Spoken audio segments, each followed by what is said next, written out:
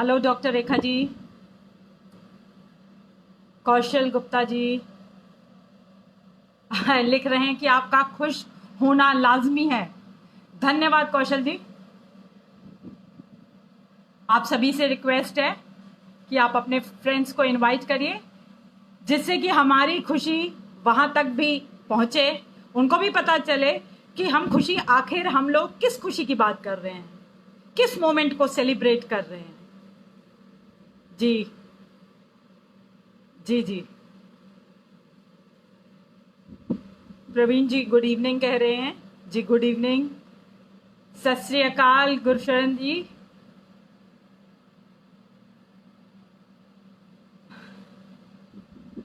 सुरेंद्र जी कह रहे हैं कैसे हो मैम, आप बताइए आप कैसे। मैं तो बहुत अच्छी हूँ और बहुत खुश हूँ।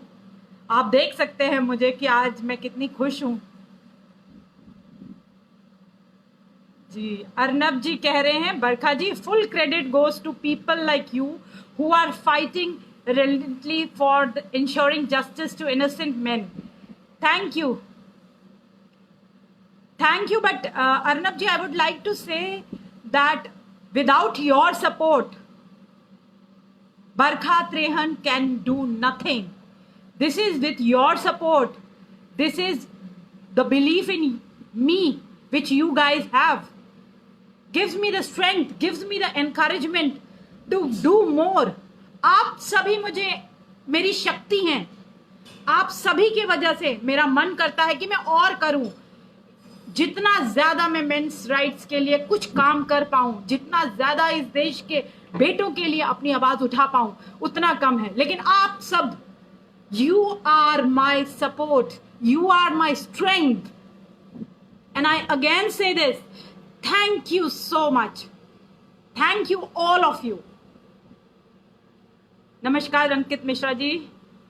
रितेश जी कह रहे हैं फॉगस्ट अरेस्ट हुई इसीलिए खुशी है, लेकिन उनको जमानत मिल गई इमीडिएटली, इसके लिए थोड़ा अफसोस है।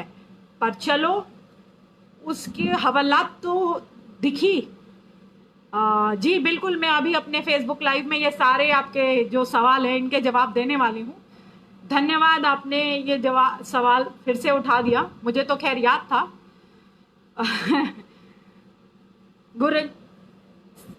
गुरचरण जीत जी कह रहे हैं ma'am celebrate the moment. Yes, I am celebrating and I am celebrating with you guys, क्योंकि ये सेलिब्रेशन मेरा अकेले का है ही नहीं, ये जीत आप सबकी है, ये जीत आपके लिए है। और मैं आपको बताना चाहती हूँ ये जीत हमारी लगातार बनती रहेगी, होती रहेगी, हम जीतते रहेंगे, हम आगे भी जीतेंगे।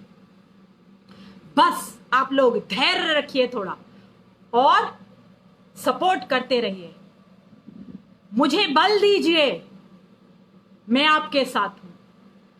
पुरुष आयोग बन के रहेगा, आपसे मेरा वादा है।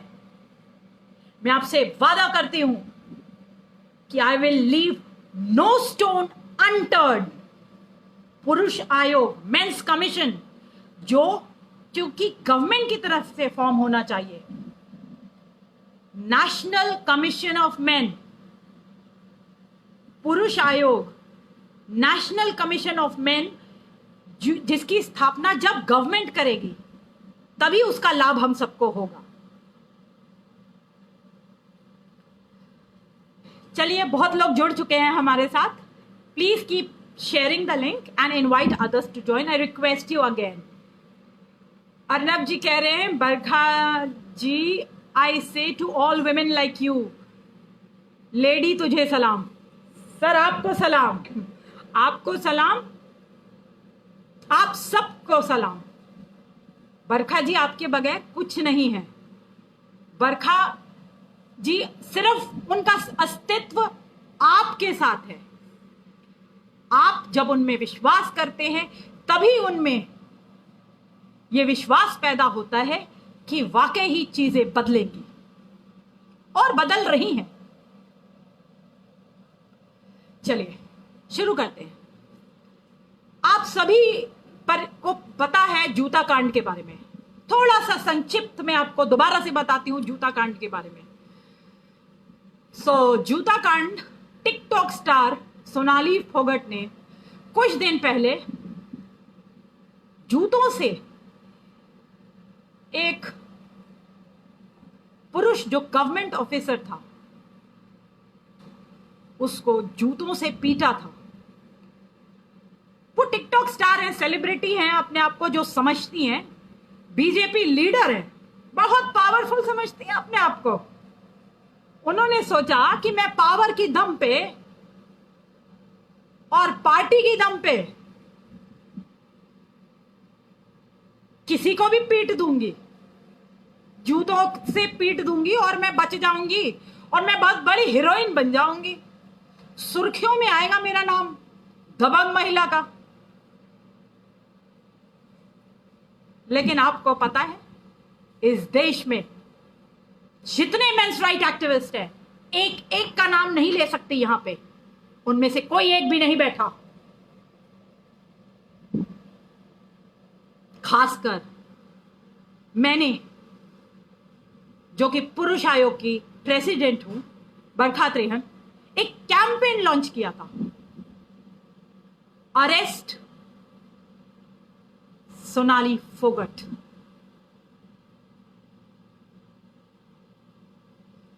हमने इतनी आवाज उठाई सोशल मीडिया पे, सिर्फ सोशल मीडिया पे ही नहीं आवाज उठाई अरेस्ट कराने की उन्हें, इसके अलावा भी मैंने बहुत सारे कार्य किए। जबकि मैं जब भी फेसबुक पे लिख रही थी तो मुझे बहुत सारे कमेंट्स आ रहे थे, फोन कॉल्स भी आ रहे थे। बहुत सारे भाइयों और बहनों ने कॉल करके बोला कि मैडम सिर्फ ट्विटर और फेसबुक पे लिख रही हैं कि वाकई कुछ कर रही हैं इनको अरेस्ट कराने के लिए। तो मैं उन सबको हर कॉल पे यही आश्वासन दे रही थी कि थोड़ा टाइम लगता है, चीजें जरूर होंगी। जी प्लीज कीप, नरेश जी नमस्कार, please keep inviting others to join the link. आज का फेसबुक लाइव बहुत स्पेशल है, आप लोग और लोगों को इनवाइट कर सकते हैं जिससे कि हम लोगों तक अपनी बात पहुंचा सके। जी तो मैं आपको कह रही थी कि मैंने, I left no stone unturned. मैंने सीनियर लीडर्स, सभी पार्टी के सीनियर लीडर्स से बात करी, खासकर बीजेपी के सीनियर लीडर्स से, कि पार्टी की तरफ से इनके खिलाफ क्या एक्शन होगा। सरेआम इन्होंने जूता मारा है एक पुरुष को।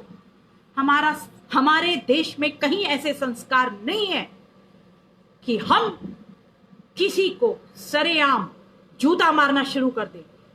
और सबसे ज्यादा दुखद वो था कि जो पुलिस वाले वहां खड़े थे तमाशबीन बन करके, उनको कोई फर्क ही नहीं पड़ा। उन्होंने उस मैडम को रोका नहीं जो कि नशे में झूम रही है, पावर के नशे में, उसे रोका नहीं। क्या मतलब है इस चीज का? पुलिस वाले किसके लिए है? वायलेंस देखेंगे वो तमाशबीन बन करके, वायलेंस होता हुआ। पुलिस लॉ एंड ऑर्डर की रक्षा के लिए है कि उनकी ड्रामेबाजियां और उनके इस कार्य को प्रमोट कर रही थी पुलिस? वहां खड़े होकर के जूता कांड को प्रमोट करने के लिए खड़ी थी वहां पुलिस? ऐसा लगातार मेरा सवाल उठता रहा सारे लीडर्स से, और मैंने बहुत दबाव बनाया कि पार्टी क्या एक्शन लेगी इस महिला के ऊपर जिसने सरेआम जूते से पीटा एक पुरुष का। क्या पुरुष का कोई सम्मान नहीं?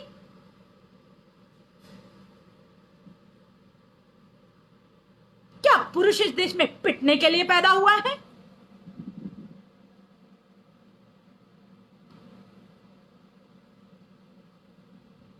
कैसे, क्या सोच करके इन्होंने उसे जूते पे से मारना शुरू कर दिया? कोरोना काल वैसे में ही इतना मुश्किल है काम करना, और इतने प्रेशर में, चाहे वो पुरुष हो या महिलाएं आजकल काम कर रहे हैं, जो भी जिस भी विभाग में है, वो कितने प्रेशर में काम कर रहा है कि पता नहीं उन्हें कब कोरोना हो जाए, कब हॉस्पिटल जाना पड़ जाए। उस काल में भी वो पुरुष वहां पे अपना काम कर रहा है। बात पीछे की कुछ भी हो सकती है, हम उस पे नहीं जाएंगे, मुझे उस पे कोई टिप्पणी नहीं करनी, कोई बहस नहीं करनी। जैसा कि वो कह रही हैं कि अभद्र भाषा का यूज किया उस गवर्नमेंट ऑफिसर ने, सुल्तान ने, हमें बिल्कुल लेना देना ही नहीं होना चाहिए इस बात से। उसके लिए पुलिस स्टेशन है, वो एफआईआर दर्ज कराती है। लेकिन जूता उठा करके मार नहीं सकते आप किसी को। This is such inhuman behaviour. उस दिन जब मैंने ये वीडियो देखा था, मेरा मन बहुत दुखी हुआ था, बहुत रोष चढ़ गया था मुझे। ये हो क्या रहा है? ये ऐसे कैसे चलेगा? क्या पुरुष का कोई सम्मान नहीं, उसकी मर्यादा का कोई ख्याल नहीं रखेगा? अपनी मर्यादा का इन्हें कोई ख्याल नहीं है? क्या हमारी संस्कृति ये है? क्या महिलाओं को हमने इतनी छूट दे रखी है? ये सारे सवाल मेरे मन में आते रहे और इसीलिए मैंने पुरजोर तरीके से अरेस्ट सोनाली फोगट की मांग पुरुष आयोग ने बराबर से की, लगातार की। पुरुष आयोग ने इस मांग को लगातार बढ़ाते रहे, हर पटल पे आवाज उठाई, हर लीडर से सवाल पूछा कि सर आपको जूता पड़ता तो कैसा लगता। खासकर मेरा सवाल एक और भी है यहां पे कि अगर सुल्तान पलट के 4 थप्पड़ इन्हें जड़ देता तो क्या होता? आप इमेजिन कर सकते हैं कि अगर 4 थप्पड़ सुल्तान ठोक देता इन्हें, सोनाली फोगट को, तो क्या हो सकता था। खैर, हमारी मुहिम रंग लाई और जिस भी लीडर से मैंने इसके बारे में बात करी, उन्होंने कहा कि हम सहमत हैं आपसे बरखा जी, और ये बहुत गलत हुआ है और आपने अच्छा किया हमें इस बारे में बताया, और जो बन पड़ेगा हम जरूर करेंगे। Party will take action. और आप सभी को पता होगा कि कल सोनाली फोगट को गिरफ्तार किया गया, हमने कराया गिरफ्तार उसे।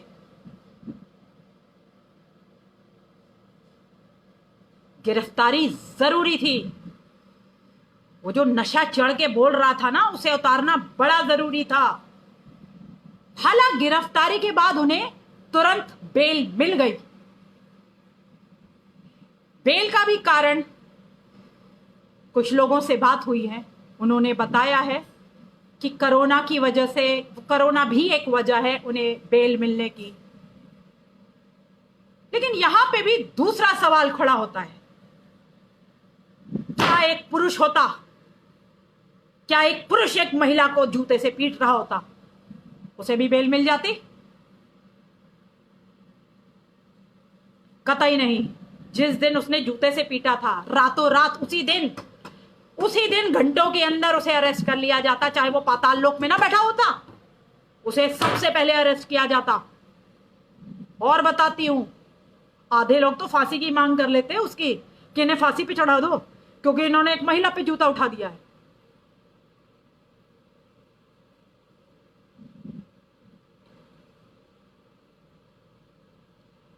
लेकिन यहां पे आप देख ही सकते हैं कि थोड़ी सी जीत हुई है हमारी। मैं इसे थोड़ी सी जीत इसलिए कहूंगी कि हमें ये चीज हमें सारे केसेस में होनी चाहिए, क्योंकि धड़ल्ले के साथ महिलाएं जो हैं दुरुपयोग कर रही हैं कानूनों का, और जब झूठे केस में फंसाती हैं एक पुरुष को, तो उस केस में अरेस्ट होनी चाहिए हर महिला।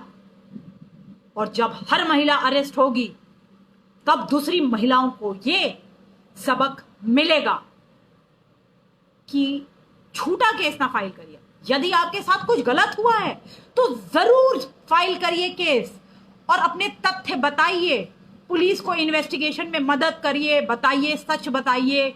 और आपके साथ कुछ गलत हुआ है तो जरूर आवाज उठाइए, लेकिन किसी के साथ बदला लेने के लिए, अपने स्कोर्स सेटल करने के लिए,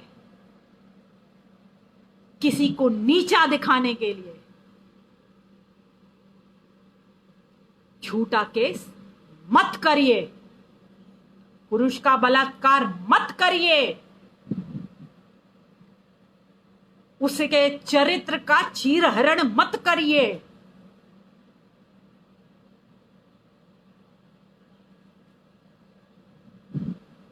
आप लोग सोच सकते हैं कि जब वो जूता कांड की वीडियो वायरल हो रही थी तो उस टाइम जो हमारे सुल्तान साहब के घर वाले हैं, जितने भी उनके घर वाले, फ्रेंड्स, जो भी उनके कलीग्स होंगे, क्या स्थिति रही होगी। कितना शर्मिंदा हुआ ना पड़ा हुआ होगा, मैं अंदाजा भी नहीं लगा सकती उनके दुख का। शर्म से सिर झुक जाता है कि आप सरेआम पिट रहे हो। और वीडियो तो बहुत वायरल हुई थी, हम सब ने देखी है। लेकिन उन हस्बैंड्स के बारे में सोचिए या उन बॉयफ्रेंड्स के बारे में सोचिए जो रोज पिट रहे हैं, खासकर लॉकडाउन में। रोज मेरे पास अनेकों फोन कॉल्स आती हैं जो लड़के और हस्बैंड्स इस लॉकडाउन में बुरी तरीके से जलील हो रहे हैं, पिट रहे हैं। आज भी एक 42 वर्ष के पुरुष का मुझे कॉल आया था जिसके 3 बच्चे हैं। Just because he lost his job, अभी थोड़े दिन पहले ही लॉस्ट हिज जॉब, तो उसकी वजह से उसकी वाइफ उसे ताने मार रही है, उसका घर में जीना मुश्किल कर रखा है, दुश्वार कर रखा है कि मैं तुम्हें पाल नहीं सकती, you get out of this house. और ये शादी 15 साल से ज्यादा की है। 15 साल तक जब हस्बैंड कमा रहा था और वाइफ खा रही थी तब कोई दिक्कत नहीं थी। आज उसकी नौकरी छूट गई है। इस लॉकडाउन में बहुत सारे ऐसे केसेस हैं जहां हस्बैंड्स की नौकरियां छूट गई हैं, बॉयफ्रेंड्स की नौकरियां छूट गई हैं। वो महंगे महंगे गिफ्ट्स नहीं दे पा रहे या वो नाजो नखरा नहीं सह पा रहे। तो वहां क्या हो रहा है? Domestic violence on main.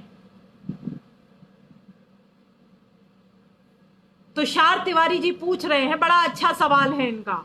हालांकि इस सवाल के बारे में मैं हर नेशनल मीडिया पर डिस्कस करती हूं। इनका सवाल है, आप सब भी सुनिए, क्या मेन होना क्राइम है इंडिया में? जी तुषार जी, ये सवाल तो मैं लगातार पूछती हूँ नेशनल मीडिया पे। मैंने हर एक चैनल पे, चाहे वो न्यूज एक्स हो, चाहे रिपब्लिक हो, चाहे टाइम्स ना हो, कई बार ये सवाल उठाया। Is to be man a crime in India? Is being a man crime in India? Of course it is. Men are third class citizens. I'll tell you why men are third class citizens in my another session. एक अलग से session करेंगे जिसमें हम main की बात करेंगे। कल ही मैंने डिसाइड किया था कि हम मेन की बात करेंगे, तो मैं जल्द आपके साथ जुड़ूंगी। ये फादर्स डे हो जाए 21 जून को हम फादर्स डे सेलिब्रेट कर ले, उसके बाद मैं मेन की बात करूंगी जहां मैं बताऊंगी आपको कि कैसे एक पुरुष होना बहुत बड़ा क्राइम है भारतवर्ष में। अब क्योंकि फादर्स डे की बात निकली है तो मैं आप सभी को इस बारे में बताना चाहूंगी। आप सभी प्लीज 21 जून को फादर्स डे है तो आप लोग सभी सेलिब्रेट करिए और मैसेजेस शेयर करिए मेरे साथ। मैं कल मॉर्निंग में फेसबुक पे भी और ट्विटर पे भी और इंस्टाग्राम पे आपके लिए मैसेज छोड़ूंगी। आप वहाँ पे शेयर कर सकते हैं अपने फादर के लिए, जो भी मैसेज है आप वहाँ शेयर कर सकते हैं मेरे साथ। और जो बेस्ट मैसेजेस होंगे उसका मैं एक यूट्यूब में एक वीडियो करूँगी, वो भी आपके साथ शेयर करूँगी। बेस्ट मैसेजेस रीड करने की कोशिश करूँगी। तो आप अपने फादर्स के साथ फादर्स डे कैसे सेलिब्रेट करना चाहते हैं ये भी मुझे बताएं, मुझे बहुत खुशी होगी। और जिस धूमधाम से हमने मदर्स डे मनाया था, हमने मदर्स डे के दिन भी एक फेसबुक लाइव किया था, मुझे याद है, उससे ज्यादा दुगनी खुशी से हम फादर्स डे भी मनाएंगे। थोड़ा दुगनी खुशी इसलिए मैंने बोला, आप भी सोच रहे होंगे कि मैं फादर्स डे पे दुगनी खुशी की बात क्यों कर रही हूं। उसके 2 कारण हैं। एक मिनट में एक तुषार जी कुछ और मैसेज भेज रहे हैं, वो पढ़ दूं पहले। I am waiting for your next live on, या sure Tushar ji, I get back to you on this. अच्छा, अब मैं आपको दोनों कारण बता दूं कि क्यों फादर्स के लिए दोहरी खुशी है। एक तो आप के साथ शेयर करना चाहूंगी कि my father is no more with me, he died some years back, और उनके साथ मेरा अटूट प्यार था। बहुत बहुत ज्यादा प्यार करती थी मैं अपने पिताजी को। कभी आपको बताऊंगी कि मेरे पिताजी के साथ मेरा क्या रिश्ता था, और पिताजी के मरने के बाद मैंने एक उनका अधूरा सपना भी था जो पूरा किया है, उसके बारे में भी आपसे जिक्र करूंगी कभी। गुरु जी हमारे साथ जुड़ गए हैं। नमस्कार गुरु जी, कैसे हैं आप? और दूसरा रीजन जो है, एक तो मैंने आपको बताया कि मेरे फादर से मैं बहुत अटैच थी, इसलिए मैं दुगना इसको मनाना चाहती हूँ। दूसरा, मैंने कुछ वर्षों में ये देखा है, क्योंकि मैं तो हर साल ही बहुत सालों से फादर्स डे सेलिब्रेट कर रही हूँ। मैंने कभी कनॉट प्लेस में इंटरव्यूज किए हुए हैं, और मैंने कभी कभी मॉल्स में भी जाके इंटरव्यूज किए हुए हैं लोगों को फादर्स डे के बारे में ज्यादा पता नहीं है। मदर्स डे के बारे में तो बहुत ज्यादा पता है, लेकिन फादर्स डे के बारे में कम पता था। मैंने ऐसा, जब भी मैंने एक इंटरव्यू टाइप किया था, लोगों का पूछा था, कम से कम अगर मैंने 50 लोगों को पूछा है तो शायद 2 या 3 को पता था उसमें कि फादर्स डे कब आता है। तो मैं ये भी चाहती हूँ कि आपके माध्यम से 21 June is Father's Day, let's celebrate. आप ये जरूर अपने फ्रेंड्स को एक मैसेज डालिए and ask them to celebrate it in their way, जैसे भी वो चाहे वो उसे सेलिब्रेट कर सकते हैं। जैसे कि आज हम ही सेलिब्रेट कर रहे हैं, मैं सेलिब्रेट कर रही हूं आप लोगों के साथ। सोनाली फोगट को अरेस्ट कराने में जो हमारी जीत हासिल हुई है, मैं आप सभी को धन्यवाद देती हूं। इसका श्रेय आपको जाता है, इसका क्रेडिट आपको जाता है। आपने मुझे सपोर्ट किया, आप लगातार मुझे इसी प्रकार सपोर्ट करते रहिए। वो दिन दूर नहीं जब हम पुरुष आयोग बना के रहेंगे। मानिए मेरी बात, यकीन रखिए मुझ में, जब तक मेरी सांसें हैं इस मुद्दे पे मैं नहीं भटकूंगी, चाहे मैं कहीं भी पहुंच जाऊं। आपसे वादा है, पुरुष आयोग बन के रहेगा। ये मुहिम जारी रहेगी, बस एकजुट होने की जरूरत है।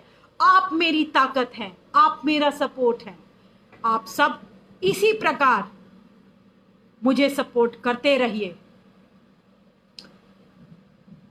और हम इस मुहिम में कामयाब होंगे। जैसे इस मुहिम में, जैसे इस कैंपेन अरेस्ट सोनाली फोगट वाले कैंपेन में हमारे को जीत हासिल हुई है, आगे भी हमें जीत हासिल होती रहेगी। जी,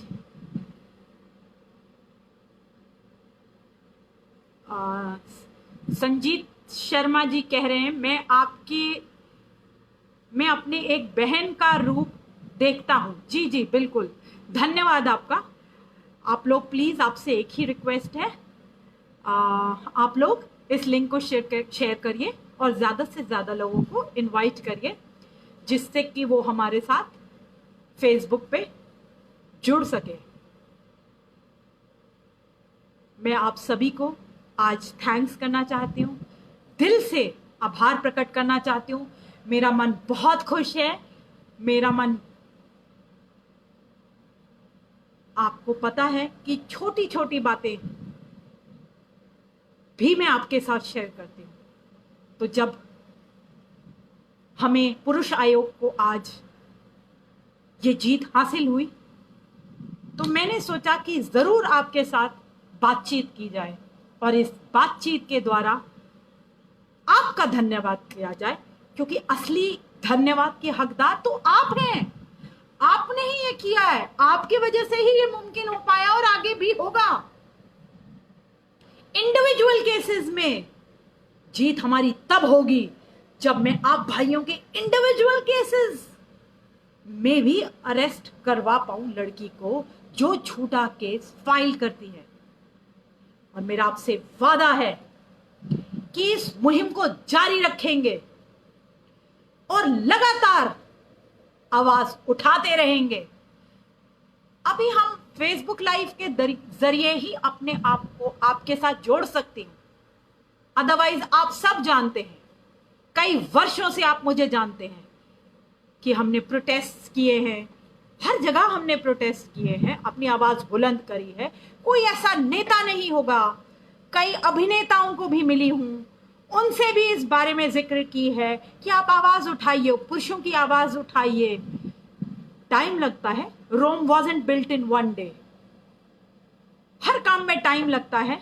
आप में से जो भी PIL फाइल करना चाहते हैं मुझसे कनेक्ट करिए। हम ऐसे कई मुद्दे हैं पुरुषों के जिन पे PIL भी फाइल करने वाले हैं। मेरी कोशिश तो लगातार जारी रहेगी, लेकिन भाइयों और बहनों, आपके बगैर मैं कुछ नहीं कर सकती। आपका साथ होगा। आप मुझे विश्वास दिलाइए कि आपका साथ होगा, और आप में मैं विश्वास करती हूं कि आप मुझे जरूर साथ देंगे, और आपके विश्वास से ही ये बात आगे बढ़ेगी। आपको जितना मुझ में विश्वास बढ़ेगा उतना ही ये आवाज ऊपर तक उठेगी, ऊपर तक जाएगी ये आवाज।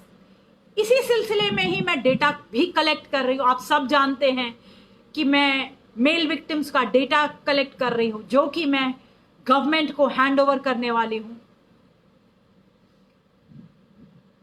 जिससे कि कुछ बदलाव आए। सबसे बड़ा बदलाव तो आप जानते ही हैं, मेंस कमीशन बने, जेंडर न्यूट्रल लॉज आए इस देश में, पुरुषों की लिए भी पॉलिसीज बने, उनके लिए भी बजट आए, उनके लिए भी लॉज बने। अनगिनत बातें हैं, वो तो बहुत लंबी लिस्ट है। मेरे पास बहुत सारा एक मन में बहुत सारी बातें हैं कि क्या क्या होना चाहिए, लेकिन पहले कोई ऐसा पटल बने तो सही। आज अगर हम ये जीत सेलिब्रेट कर रहे हैं अरेस्ट सोनाली फोगट की कामयाबी पे, तो अगर एक मेंस कमीशन होता, सोचिए, तो उसी दिन ये जीत हासिल हो जाती, क्योंकि सुल्तान की बात भी तो सुनी जाती, और उस महिला को अरेस्ट हम जल्द से जल्द उसी दिन करवा सकते थे, जो कि काफी टाइम लग गया प्रेशर बिल्ड होने में। मनोज जी कह रहे हैं all MRAs must unite to achieve single aim for men commission. Manoj ji, यही बात तो मैं कह के हटी हूं, आपके मुंह में घी शक्कर। ये तो मैं लगातार बोलती आई हूं कि मेरे अंदर कोई ईगो नहीं है। मेरे को किसी ने भी आज तक बोला हो, मैं नहीं जानती किसी ने भी आज तक बोला हो कि मैम आप मेरे प्रोग्राम में आ जाइए, या आप मेरी मदद कर दीजिए, या आप मेरी बात सुनिए कि इस मुद्दे को आप उठा क्यों नहीं रही हैं, या मैंने ना सुनी हो। मुझे कोई ऐसा वाक्य याद नहीं है लेकिन हाँ, मेरी भी लिमिटेशंस हैं। मैं कटी पतंग नहीं हूं औरों की तरह। कटी पतंग से आप समझ गए होंगे मैं क्या कह रही हूं। मेरी एक फैमिली है, खासकर आपको बता दूं कि मैं एक जॉइंट फैमिली में रहती हूं, तो मेरी और भी ड्यूटीज हैं।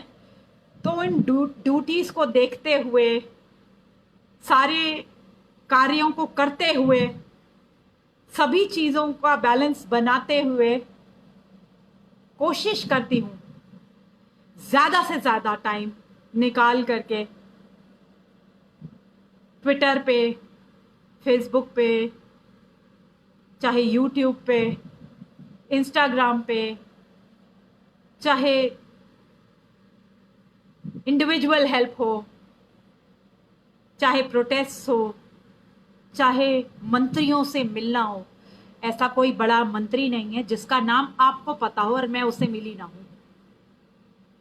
वो किसी भी पार्टी का हो सकता है। You name him, if he is in Delhi, I have met him. मुझे नहीं पता आप में से कितने लोग जानते हैं इस बात को, लेकिन ऐसा कोई मंत्री नहीं है जिस तक मैंने ये आवाज ना पहुंचाई हो। हरि नारायण राजभर जी ने भी जो लोकसभा में ये मांग उठाई थी, उसके पहले मैं उनसे अनगिनत बार इस बारे में बात कर चुकी थी। और जो मैंने कार्यक्रम किया था कॉन्स्टिट्यूशन क्लब में, जहां हरि नारायण राजभर जी को इनवाइट किया था, पूजा बेदी को इनवाइट किया था, अंशुल वर्मा जी को इनवाइट किया था, दो तो इसमें से एमपीज ही हैं,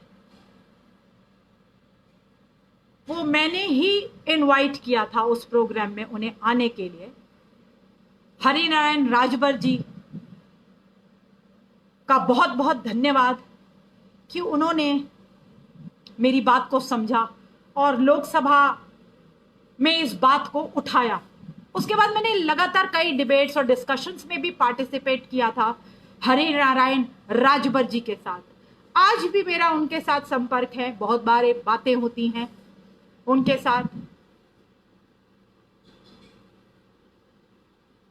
और दूसरे नेताओं के साथ भी लगातार बातचीत चलती रहती है।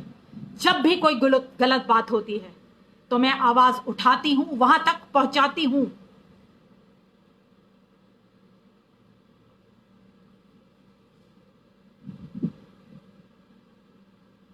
और पहुंचाती रहूंगी, क्योंकि मैं इसे अपना कर्तव्य समझती हूं। और मैं ये सिर्फ आपके सपोर्ट की वजह से कर पा रही हूं या कर पाऊंगी। मैं अकेले तो कुछ भी नहीं कर सकती। हु इज बरखात्री? No one. हम अकेले कुछ भी नहीं हैं। अकेले मान जाइए, हम कुछ नहीं है अकेले। आप सब मेरी ताकत हैं। हम सब जब एकजुट होंगे, मुट्ठी बनेगी, तभी बदलाव आएगा। मत सोचिए कि अकेले अकेले कोई बदलाव आ जाएगा। एक उंगली, एक लकड़ी को कोई भी तोड़ सकता है। जब सारी उंगलियां मिल जाएंगी, ताकतवर हो जाएंगे हम, कोई नहीं हमें तोड़ सकता। ये एक छोटी सी कहानी है जो हम सब ने सुनी है बचपन में, आप सब ने सुनी है, आप सब जानते हैं इस कहानी के बारे में। मैं कुछ गलत तो नहीं कह रही? अगर मैं गलत कह रही हूं तो आप अभी स्क्रीन पे लिख सकते हैं।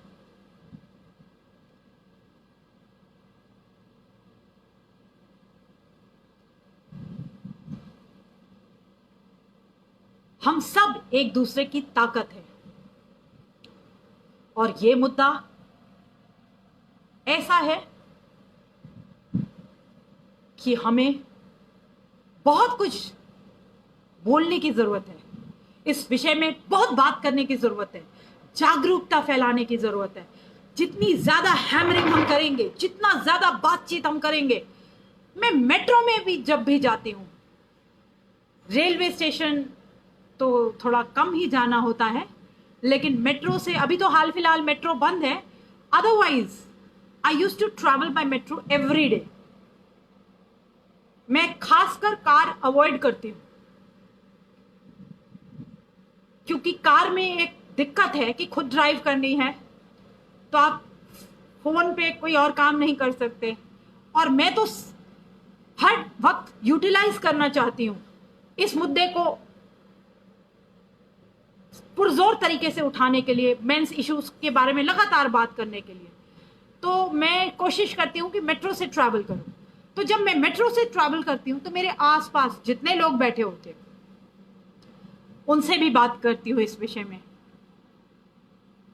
उनको जोड़ती हूँ, उनकी राय लेती हूँ, क्योंकि ज्यादा से ज्यादा लोगों तक ये बात पहुंचनी चाहिए, जागरूकता फैलनी चाहिए। और कई बार मैंने ये भी देखा है कि मेट्रो में लड़ाई झगड़े हो जाते हैं, छोटी सी बात पे लड़के लड़कियां लड़ लेते हैं, क्योंकि ज्यादातर यंगस्टर्स ट्रैवल करते हैं मेट्रो में, और वहां छोटी सी बात में उनकी लड़ाई हो जाती है, और वो लड़ाई इतनी गंभीर हो जाती है। कई बार तो मैंने उन लड़ाइयों को भी खत्म किया है, सुलटाया है। जब मैंने बॉयज की साइड ली तो वहां खड़े या बैठे और लोगों को भी थोड़ा मनोबल बढ़ गया। वैसे तो कोई लड़कों के बारे में सोचता नहीं है, कोई बोलता नहीं है जल्दी, सब सोचते हैं लड़की जो बोल रही है वही सही बोल रही है। एक बार मेरे साथ ऐसा हुआ था, मैं आपको चलो अभी थोड़ा सा बता ही देती हूँ, वैसे तो विस्तार पूर्वक फिर कभी बताऊंगी, कि एक लड़के को ने गलती से गिर गया था एक लड़की के ऊपर, वो लड़की लगी थप्पड़ मारने उसे, तो मैंने वहां पे इंटरफेयर किया उस मामले में, और मैंने बोला उस लड़की को कि ये आपने कैसे ये मान लिया कि इसने जानबूझ के ये किया है, हो सकता है उन्होंने गलती से किया हो।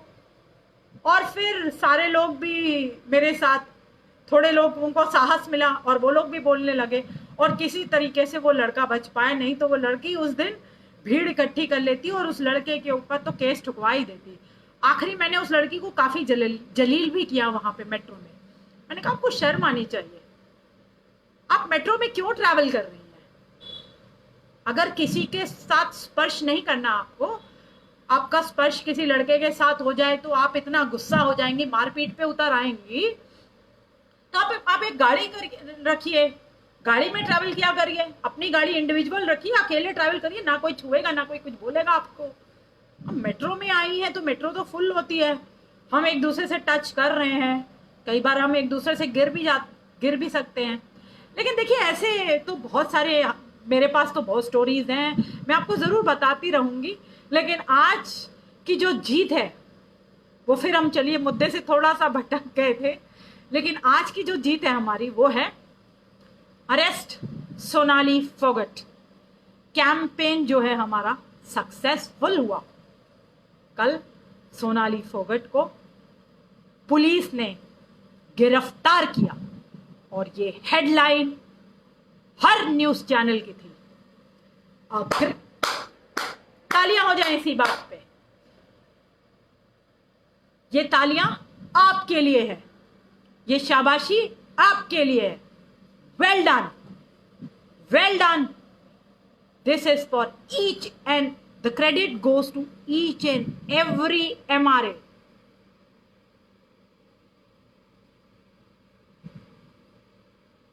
विष्णु जी लिख रहे हैं ऑसम, थैंक्स। और हिमांशु जी लिख रहे हैं मेंस कमीशन। जी जी, बनेगा बनेगा, बना के रहेंगे। साडा हक एथे रख, बनवा के रखेंगे, रहेंगे, हम चुप बैठने वालों में से नहीं हैं, बनवा के रहेंगे। आप चिंता ना करिए, आप बस साथ दीजिए, हम सब एक मुट्ठी बनेंगे और करवा के रहेंगे, और वो दिन दूर नहीं। अरेस्ट स्वाति जय हिंद भी याद ही होगा आप लोगों को, उसकी भी मुहिम चलानी है। चलिए, आज की जीत का जश्न हमने मना लिया आप सबके साथ। I feel proud today, and lastly I want to thank each and every one of you.